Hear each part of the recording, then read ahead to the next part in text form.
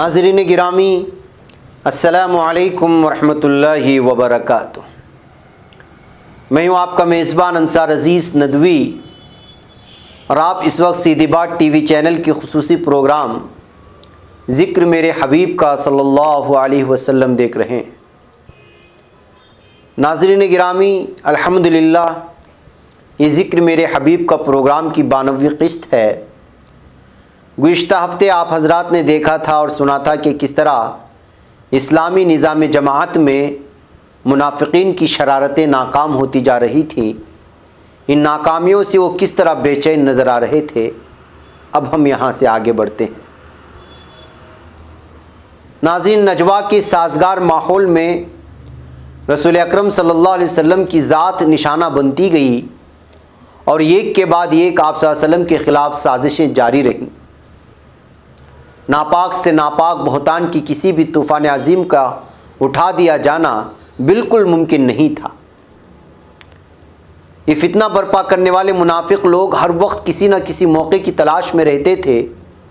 شیطان کو اس ماحول سے فائدہ اٹھانے کے لیے منافقین میں سے ایک ایسے کردار کی ضرورت تھی جو شرارت کرنے میں سب سے زیادہ ماہر ہو۔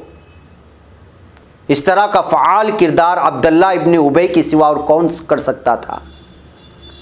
یہ وہی شخص تھا جس کے سر پر ہجرت سے پہلے مدینے کی بادشاہت کا تاج رکھا جانے والا تھا، لیکن آپ صلی اللہ علیہ وسلم کا وجود اس کی تمناؤں کے راستے میں رکاوٹ بن گیا تھا۔ بادشاہت تو دور رہی، اسے اپنے کردار کے سبب اسلام کے دائرے میں آ کر اول مرتبہ حاصل کرنا تو دور کی بات، دوسرا مرتبہ یا تیسرا مرتبہ بھی نہ مل سکا۔ یہ اس کی زندگی کا ایک ایسا حادثہ تھا جس نے اس کے دماغ میں بڑا تلخ اور زہریلا رد عمل پیدا کر دیا تھا۔ یہ رد عمل ہر وقت ایک نہ ایک نئے فتنے کی شکل میں طوفان پیدا کرتا رہتا تھا۔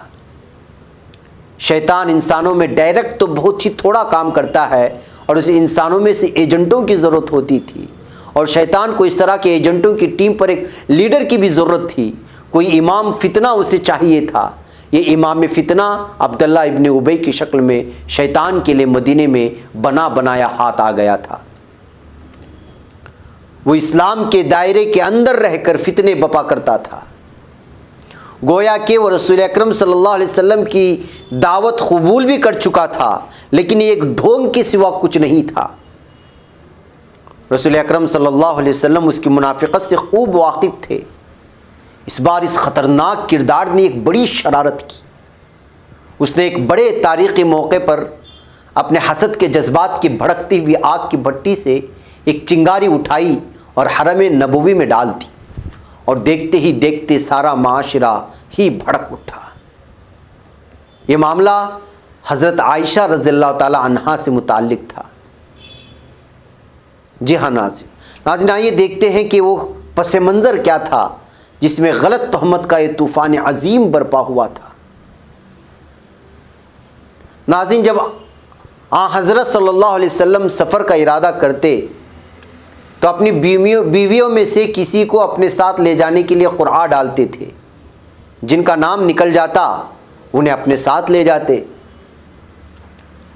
حضرت عائشہ رضی اللہ تعالی عنہا بیان فرماتی ہیں کہ ایک غزوے کے موقع پر آپ صلی اللہ علیہ وسلم نے قرعہ ڈالا اور میرا نام نکلا۔ میں آپ کے ساتھ روانہ ہوئی۔ یہ واقعہ پردے کے حکم نازل ہونے کے بعد کا ہے۔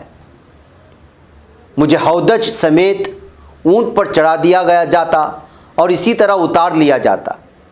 یوں ہمارا سفر جاری رہا۔ پھر جب آپ صلی اللہ علیہ وسلم اس غزوے سے فارغ ہو کر واپس لوٹے اور ہم مدینے کے قریب پہنچ گئے تو ایک رات جب کوچ کا حکم ہوا، میں قضائے حاجت کے لیے پڑاؤ سے کچھ دور چلی گئی، اور قضائے حاجت کے بعد اپنے کجاوے کے پاس واپس آ گئی۔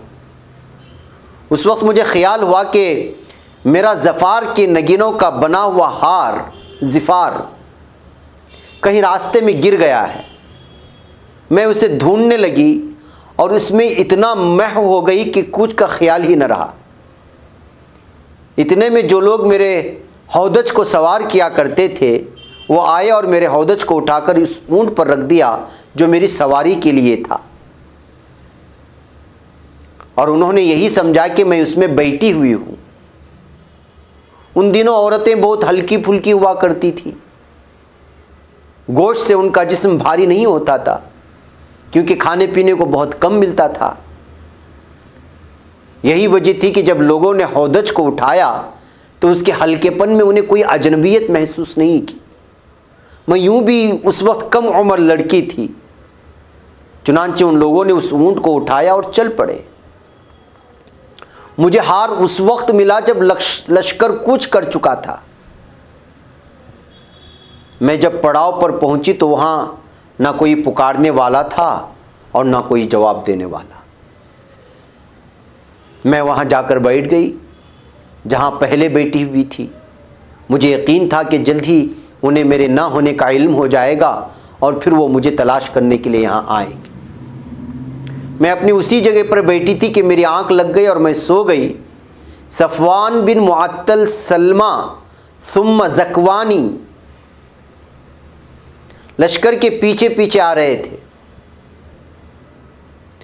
تاکہ اگر لشکر والوں سے کوئی چیز چھوٹ جائے تو اسے اٹھا لے، اور سفر میں یہ دستور تھا۔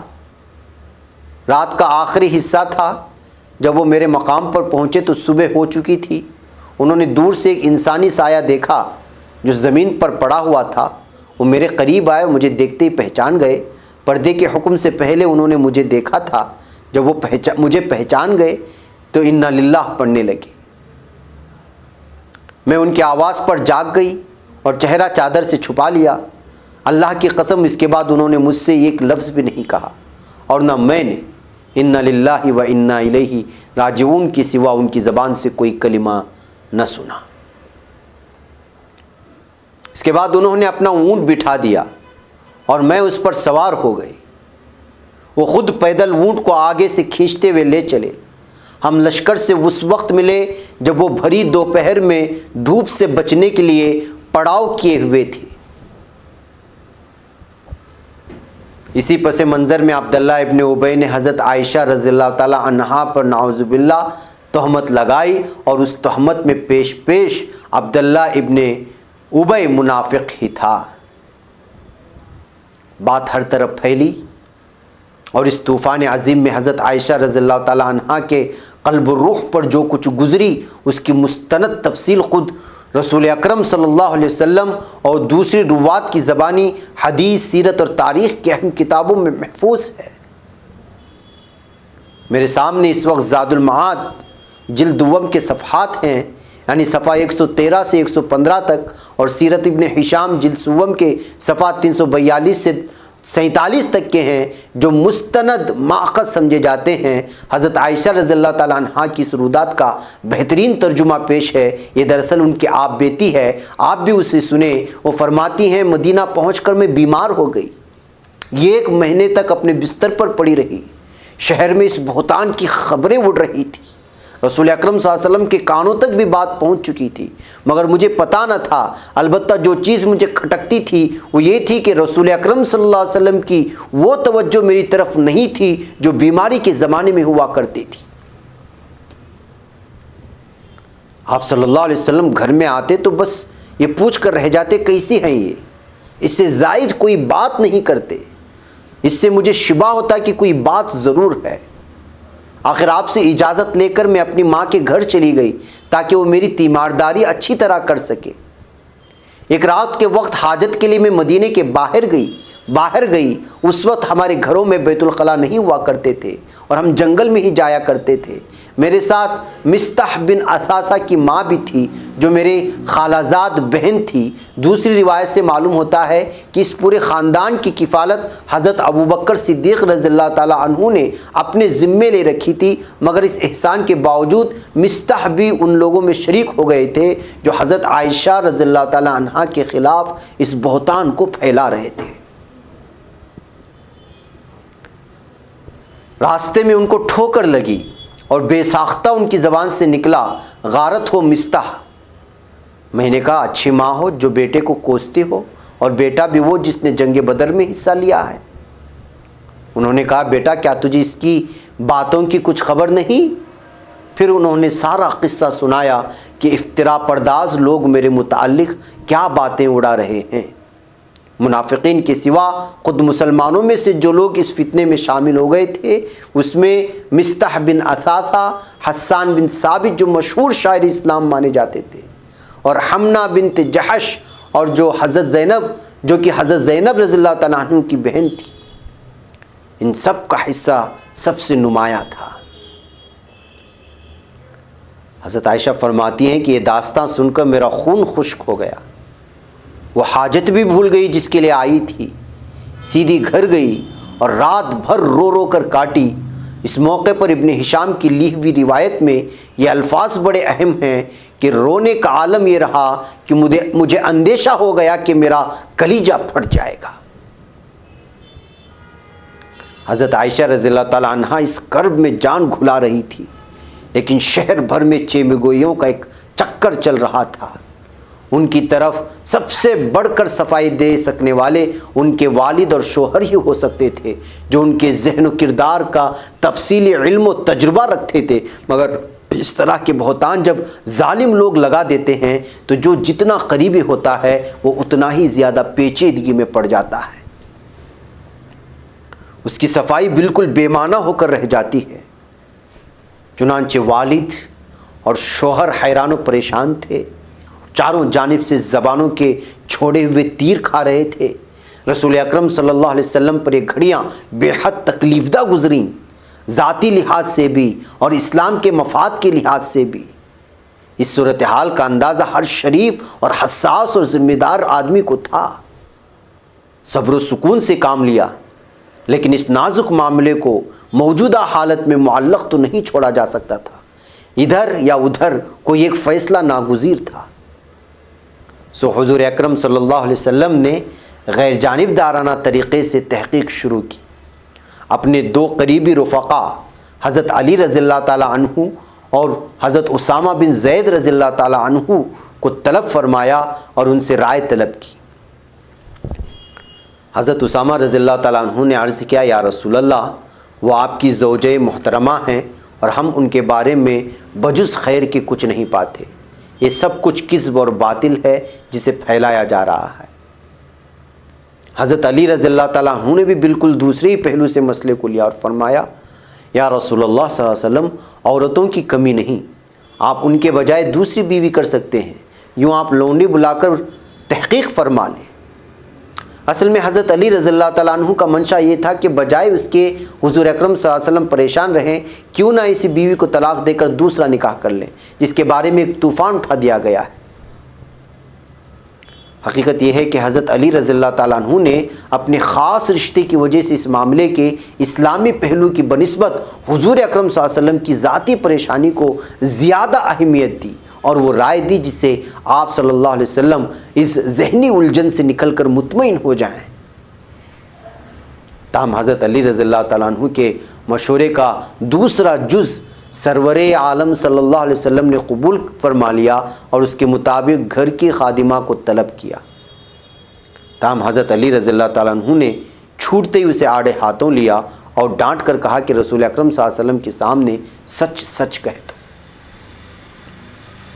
اس نے کہا، خدا کی قسم میں بھلائی کے سوا کچھ نہیں جانتی، اور اس کے علاوہ اور کوئی نقص حضرت عائشہ رضی اللہ تعالیٰ عنہا میں نہیں نکال سکتی کہ میں آٹا گوندتی تھی اور کہہ کر جاتی تھی کہ ذرا اسے دیکھتے رہنا، اور وہ پڑی پڑی سو جاتی تھی اور بکری آ کر آٹا کھا جاتی تھی۔ اس بے ساختہ بیان میں خادمہ نے جتنی مکمل صفائی حضرت عائشہ رضی اللہ تعالیٰ عنہا کی دے دی تھی، اس پر کوئی بیان مشکل سے ہی اضافہ کر سکتا ہے۔ اس نے ایک ایسی بھولی بالی اور سادہ اور معصوم لڑکی کا حقیقی نقشہ پیش کر دیا جس نقشے میں کسی شر کو انسانی عقل داخل نہیں کر سکتی تھی۔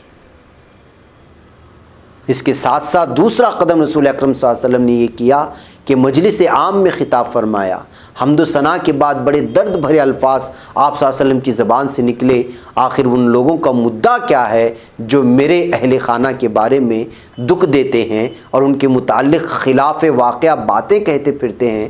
خدا کی قسم ان کے بارے میں بجز بھلائی کے کوئی اور بات میرے علم میں نہیں ہے، اور یہ بات ایک ایسے شخص کے متعلق کہتے ہیں کہ اس کی طرف سے بھی بھلائی کے سوا میرے علم میں اور کوئی بات نہیں ہے، اور اس نے میرے گھر میں بھی میری موجود کے بغیر کبھی قدم نہیں رکھا۔ وحقیب ناظرین گرامی، واقعہ طویل ہے اور یہاں پر ہمارا وقت ہو چلا ہے۔ آگے کیا ہوتا ہے اور کس طرح کی سچویشن پیدا ہوتی ہے، اس کو ہینڈل کیسے کیا جاتا ہے، یہ ساری چیزیں اگلی قسط میں رکھی جائیں گی۔ مجھے یہاں پر اجازت دیں۔ والسلام علیکم ورحمۃ اللہ وبرکاتہ۔